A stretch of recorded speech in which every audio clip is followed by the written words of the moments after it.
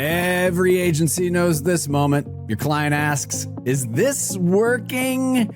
And you're scrambling for a clear answer. Our media measurement and attribution partner, Arima, solves this. They give independent agencies a privacy-safe way to prove media performance. No cookies, no PII, no data science team required. One agency using their platform saw 18% ROI growth and 25% better audience reach efficiency.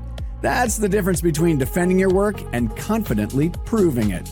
Ready to stop guessing? Book a demo at arimadata.com. All right, and welcome to another IndieWorks Showcase. Today we're gonna get into a 100-year-old brand that just decided, hey, it's time to put out some feelers out there in terms of advertising. So it's the American College of Financial Services, and they've been training financial professionals since 1927. So for nearly 100 years, they never ran a national advertising campaign. But in October 2025, that changed thanks to the agency behind it, BigCom, a 30-year-old indie shop from Birmingham, Alabama. Shannon Harris is the executive creative director at BigCom, the first woman to hold the role in the agency's 28-year history. And she's here to walk us through how they turned nearly a century of institutional credibility into a humor-driven national campaign called Specialists Need Specialists Too, along with Jared Trexler, Senior Vice President, Chief Marketing and Strategy Officer at the American College of Financial Services. Thank you both for joining us. We appreciate it very much.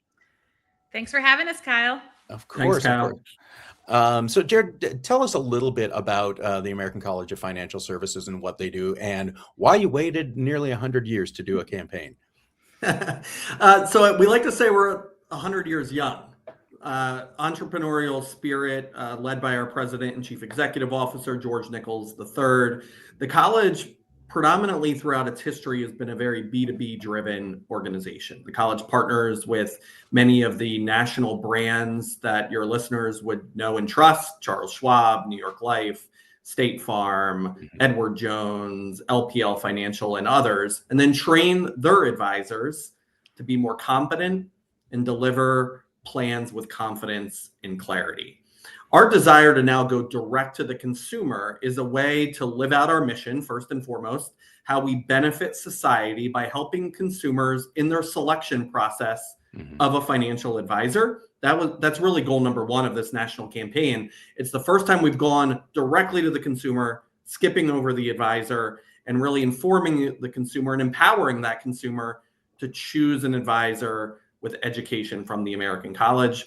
And then second, we're really raising the profile and credibility of those letters after an advisor's name. The profession lovingly calls it alphabet soup.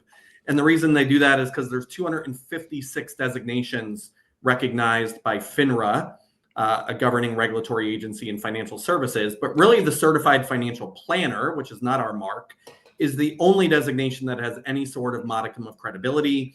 We believe as the profession evolves and matures, that financial services should be more like medicine or law. And one of our ways of doing that was to engage with a firm like BigCom and drive a campaign to help inform, educate, and empower consumers.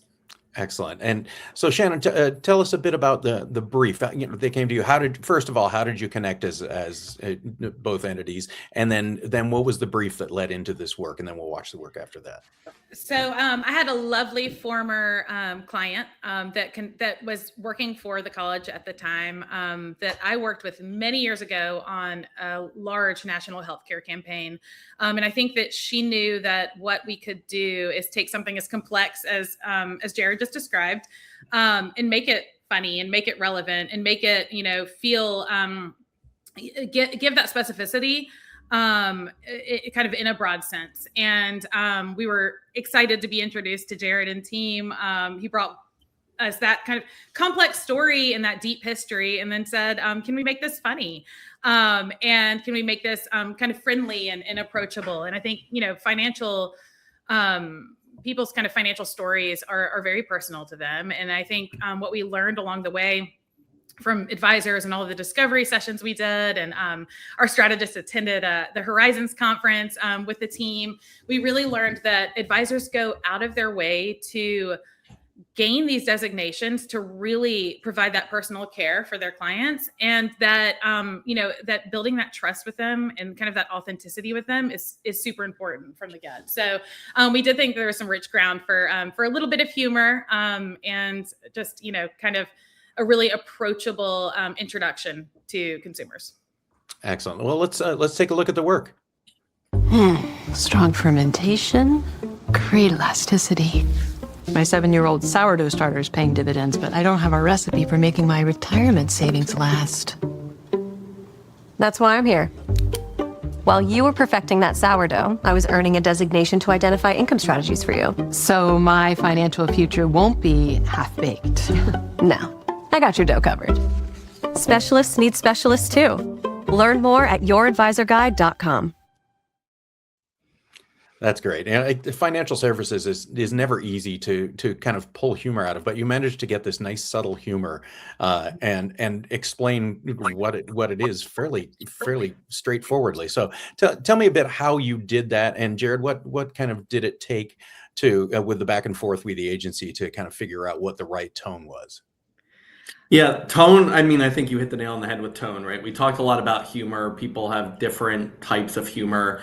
I love the thread of what you called subtle humor, because this is still really serious business. People's financial lives are really, really important. And we needed to make sure that we weren't like making in jest, saying things in jest, or minimizing or belittling some of the really complex decisions that those individuals need to make. But the type of humor that we were able to find through a lot of good ideation and collaboration with Shannon and the big team was this idea that kind of allowed people to let their guard down, smile a little bit, and realize, I think directly through the humor or indirectly, that finance is really personal, and you can take it as a serious thing without necessarily taking it seriously all the time, because that's what your financial advisor is there to do, to understand what makes you tick, to understand what motivates you, understand what makes you happy, makes you cry, and connect that in with your financial life. Got it. Shannon, talk to us about from your end. So, funny is subjective, right? And I think that one of the most powerful things that I think that we did as a group, Jared and I I think share a love for collaborative leadership. Like, we really love to lead a collaboration. We really love input from our teams. And I think that we found camaraderie in that from the beginning. And they came for a visit for a full day, and we watched director reels together, and we laughed together, and we said, to some, and we had a really good time doing that. And I know that, I knew that we were going to be creative testing, which we did. But I thought it was really important, if we're going to collaborate as a group, that we all kind of understand each other's sense of humor, understand what we're all attracted to, so that we're kind of headed towards the same goal at the same time. And those spots with subtle humor are the ones that were really standing out to the group. And so I think it really started to take shape there. I had a fabulous team on my end at the agency. Our writer on this project, Laurie Haller, is hilarious. Jake Odom, creative director, an amazing producer, Kristen Dober, fabulous account bestie of Jared's, Alejandra Bikini, and Janie Duguid, our strategist, and she was really integral in keeping us on track throughout the process. She went to the Horizons conference. She spoke to so many advisors. It was a complex thing we were trying to do. How do you I guess convince people to think about specificity in a general enough way for a 30, right? And we actually have another spot coming out in April that involves live bees. So stay tuned for that. We're excited. Live bees. So it'll be a little sting on that one, but no, talk about what was the overall kind of overarching theme that you were looking for to really get across that would make this something that would benefit the college and benefit the viewer? So I think, we're speaking, to high net worth individuals here, and our creative North Star was really that specific expertise for a specific life. And, how important specificity is to designations. And then also how we wanted to draw these really interesting metaphors between these kind of fixations, these hobbies, these fixations, these kind of niche skills that were strange enough to be interesting, but universal enough to be relatable. And so we found that in beekeeping and in sourdough baking. I think a lot of people adopted hobbies like this over pandemic that continued. I think throughout the process, Jared heard from multiple people at the college who dabbled in these hobbies and had so much amazing input. I think we went back and forth on the name of one of the bees about 5 different times in the process. We had a lot of fun, and I think that everybody was kind of wide open to shaping this into this campaign into what it needed to be. Nice. Yeah. So Jared, talk me through some of the, maybe there were some ideas that obviously didn't work, but what made you kind of land on those kind of slightly quirky, but also very relatable kind of hobbies and professions that people have to highlight your work? Yeah, I think you took the word right out of my mouth, right? Relatability was the most important thing to us because I think if the viewer was spending a lot of the time in that 30 seconds to understand the connection, we would have lost the main kind of business point or mission-minded point for us as the college. And that is really all around the financial services profession today is a sea of generalists, many masquerading as specialists. And we kept walking through this creative process with Big about the parallels to the medical profession and how that profession matured over a period of time. And we really like it to, if a consumer has a heart ailment, they're going to go to a cardiologist, not to a general practitioner. General practitioners can solve maybe 85, 90% of ailments. But when ailments get more serious, more complex, you're going to go to the specialist. And the gap we see so often in first-party research, some we conducted in partnership with Big and in third-party research as well, is consumers have very nuanced, complex, specialized needs, but they're being served by generalists. And really what we wanted to get across here is tie that relatability, disarm the consumer into an approachable spot, and then hammer home this idea that specialists do exist in financial services, and here's how you can find one. Nice. And so what made, I mean, obviously this is a national campaign for the first time you're ever doing one. Why did you decide, how did you and BigCom get together? And this is an indie from Birmingham and which is wonderful. You guys are great. We love you, but how did you guys connect and were able to kind of pull this off, and you decided not to go, with a big network agency? Yeah, I mean, Shannon, I think hit it home. Like we had that referral from Lindsay, someone I respect greatly, who used to work here at the college. And then, to be quite honest, there was a lot of gut feel. Like Big's work was solid work. A lot of agencies' work is solid work. I think Big pushes the edges a little bit from the creative mindset. And we knew as kind of a scrappy 100-year-old institution, but someone doing this for the first time, we're like, we want to take this journey with an agency that is the same sort of entrepreneurial spirit and scrappiness that we have. I also don't think it hurt, quite honestly, from our side that we got in the room in these pitch meetings. And what stood out about Big is we were on calls with a group of like powerful, competent female leaders. And the college has a center for women in financial services. We're very focused on diversity and expanding the pipeline within the industry. And we're also, as we look at partners, very keen to, we need to walk the talk. And while I won't say that was the reason we picked Big, I think that was an extra cherry on top. In speaking to our CEO, he's like, these are really confident, competent, and empowered senior leaders in this world. And they happen to be female and they do great work. But at the end of the day, it was gut, like, breaking bread and having a cocktail with Shannon and team. We are really, I think what happened in January when we went down and visited them really affirmed the decision. We laughed so much during that time together. And I think teams, both agencies and internal teams that really end up liking each other and respecting each other, that's where you get the best work. Certainly, certainly. I mean, they always say chemistry is such an important thing, but you never really know how to kind of qualify or quantify that. But it really is, and it sounds like you guys connected very well. And Shannon, how did you kind of keep pushing them forward too? Because obviously they hadn't done a campaign before. How do you kind of, like if a consumer-facing campaign? So how do you kind of, get that trust that you're able to be that agency that can pull it off? In my career, I've done a lot of healthcare work, and I find in that space, we often kind of get embedded with internal teams, and there's just so much complexity there. And I think that it reminded me of that in a way. Like, we got to know each other quick. We were all, friends, pushing each other, being wide open to advice. I just really, kind of try to stay friends with my ego and be wide open and teachable, at all times.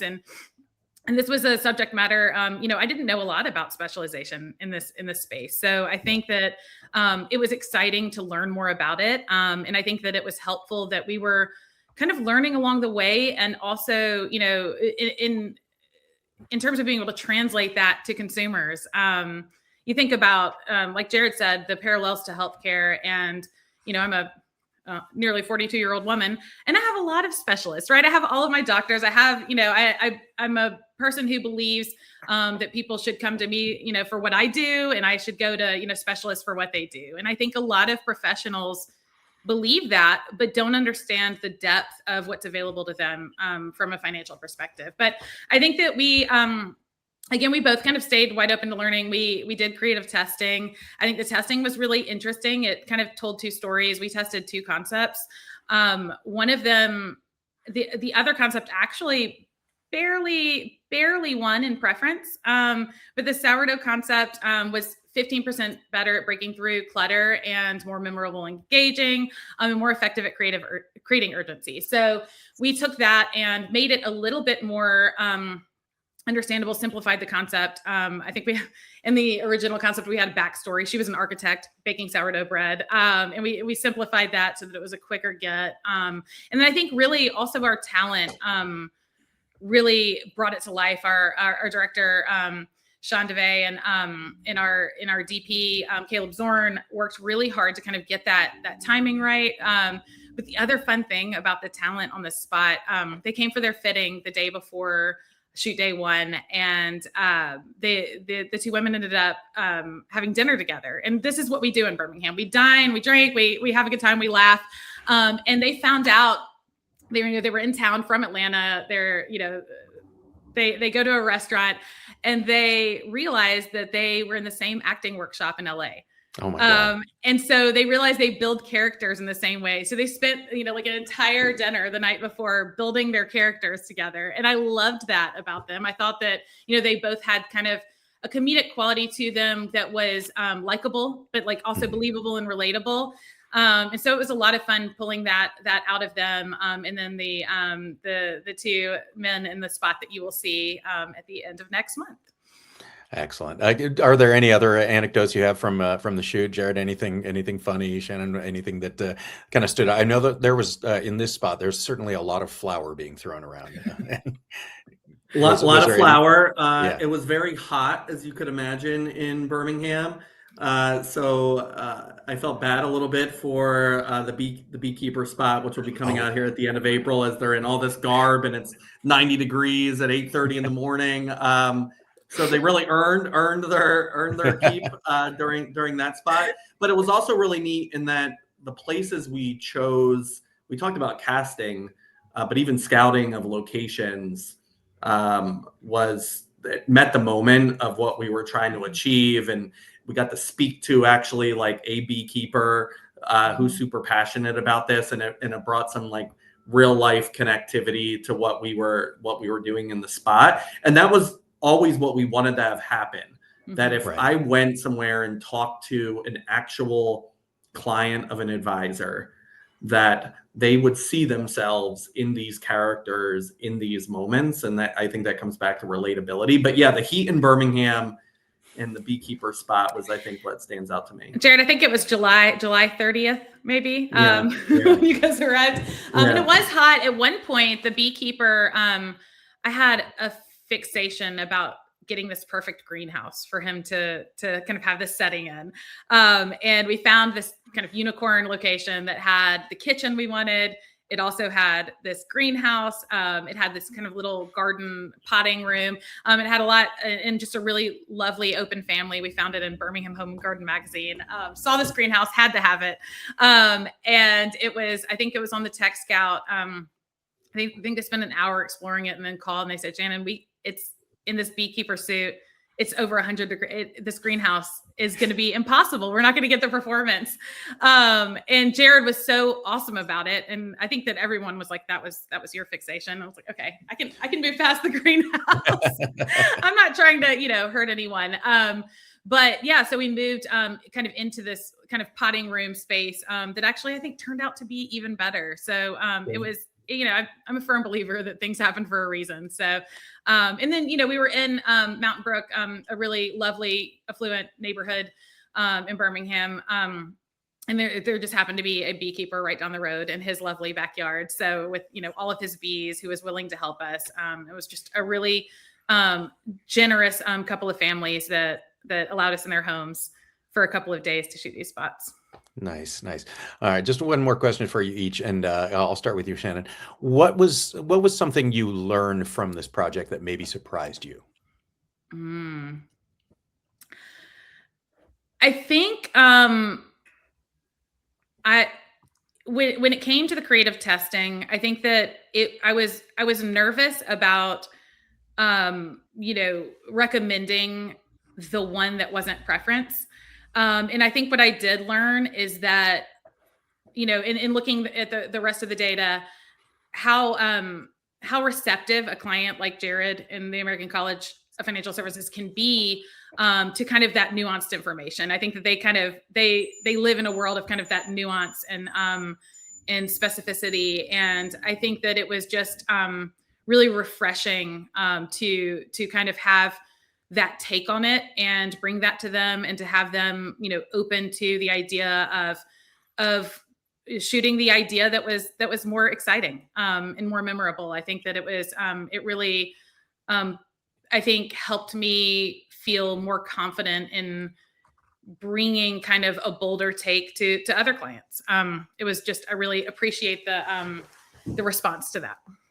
Nice. And so, Jared, on the flip side, what did the brand learn, in this first kind of consumer-facing campaign, that'll help you grow moving forward? That's a great question. I would say don't try to be everything to everyone with a spot like this. Consumers have different motivations based on very individualized financial situations. And just keeping true to our mission. Like, our mission is to benefit society. The last few words in that, and we anchor to that every day in how we educate advisors. But this has given us such an appreciation, this journey that we're on now, for the impact those advisors have in communities across the country. I mean, think about it. 17,000 advisors are educated at the college every year. On average, those advisors have between 125 and 150 clients each. So the immense impact that our education has on communities across America every day. And this just gave me a further appreciation for that as we begin to learn more about consumers, produce a spot for consumers. I mean, we live the financial services industry every single day, and kind of breaking out from that mode, taking a step broader to the impact, it just made me more reinvigorated about our mission. That's great. Well, you're off to a great start. I can't wait to see the next one. When can we expect to see that? You said April. I believe April 27th. Don't hold me to it. Yep. I'm not looking. Okay. Is that right, Jared? Yep, that's correct. Also wanted to shout our fabulous production partner, Bella, on this project. They're out of Nashville. I actually just left them in our office conference room. We're pre-proing another production that starts tomorrow. Nice. Amazing group of people. So yeah, shout to Bella. Fantastic. Well, thank you both so much, Jared and Shannon. Thank you so much for joining us, and thanks for everybody for listening to another Indie Work Showcase. We really appreciate it. Everybody have a great day. Thanks so much. Thank you. See you soon, Jared.